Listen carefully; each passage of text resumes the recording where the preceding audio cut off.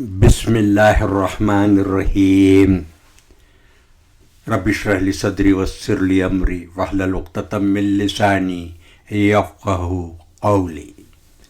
قابل احترام ناظرین و سامعین، السلام علیکم۔ صمیم قلب سے دین زندہ تو ہم زندہ کی اس محفل میں آپ کا خیر مقدم، خوش آمدید، مرحبا۔ میرے پیارے ناظرین، کبھی کبھی ایک لمحہ پوری زندگی بدل دیتا ہے اور کبھی ایک سجدہ جنت کے دروازے کھول دیتا ہے۔ یہ کہانی ایک ایسے شخص کی ہے جس کے چہرے پر گناہوں کا سایہ تھا، مگر دل میں ایک سچا درد اور تڑپ تھی رب کی طرف لوٹنے کی۔ یہ کہانی اللہ کے اس رحمت کی ہے جو کبھی کسی حال میں بندے کو ٹھکرا نہیں دیتی۔ یہ واقعہ سننے کے بعد شاید آپ کا دل بھی سجدے کو ترس جائے۔ یہ ایک سچی اور دل کو چھو لینے والی کہانی ہے جو 1960 کی دہائی میں ٹونیشیا میں پیش آئی۔ ایک نوجوان عالم دین کا معمول تھا کہ وہ بازاروں میں جا کر لوگوں کو نماز کی دعوت دیتا۔ وہ ہر آنے جانے والے سے کہتا، آئیے اپنے رب کے حضور جھکیں، مسجد کا رخ کریں، نماز قائم کریں۔ لیکن افسوس، بہت کم لوگ اس کی بات کو اہمیت دیتے۔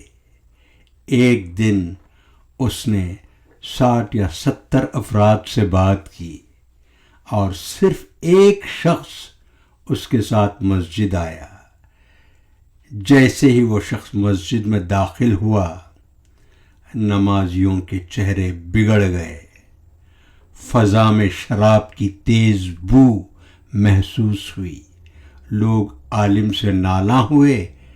کہا، تم نے کیسا شخص مسجد میں لا کھڑا کیا ہے؟ عالم حیران ہوا۔ کہا، مجھے علم نہ تھا کہ یہ شراب نوش ہے۔ امام مسجد نرمی سے اس شخص کے قریب آئے اور کہا، بھائی، بہتر ہے کہ آج نہ پڑھو، کل طہارت سے آ جانا۔ مگر وہ شخص آنکھوں میں آنسو لیے بولا، نہیں، میں آج ہی نماز پڑھنا چاہتا ہوں، بہت دل چاہ رہا ہے، مجھے روکیے گا مت۔ امام نے دل میں کچھ سوچا اور اجازت دے دی، مگر کہا، پچھلی صف میں اکیلے کھڑے ہو کر نماز ادا کرو۔ وہ شخص سر جھکائے پچھلی صف میں کھڑا ہو گیا۔ مغرب کی نماز پڑھی گئی۔ لوگ سلام پھیر کر واپس جانے لگے، لیکن وہ شخص سجدے میں ہی رہا۔ کچھ نمازی قریب آئے، نرمی سے کہا، بھائی، نماز مکمل ہو گئی ہے۔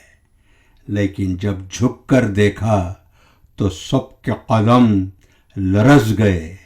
وہ شخص سجدے میں ہی جان دے چکا تھا۔ فضا میں خاموشی چھا گئی، ہر آنکھ اشک بار تھی۔ امام، وہ نوجوان عالم اور سب نمازی زار و قطار رو رہے تھے اس رب کی رحمت پر، رو رہے تھے اس رب کی رحمت پر جو ایک شرابی کو بھی صرف ایک اخلاص بھرے سجدے پر اپنی رحمت میں لے لیتا ہے۔